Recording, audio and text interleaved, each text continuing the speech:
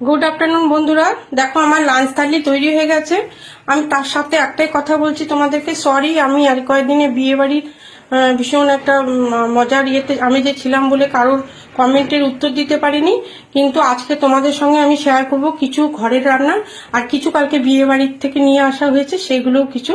এই আছে ভাত, আর এই হচ্ছে মেথির শাক বেগুন দিয়ে করেছি, এটা মুসুরির ডাল ধনেপাতা দিয়ে করেছি, পমপ্লেট মাছ আছে, এটা বিয়ে বাড়ির থেকে আনা, আর এটা হচ্ছে মাটন, এটাও বিয়ে বাড়ির।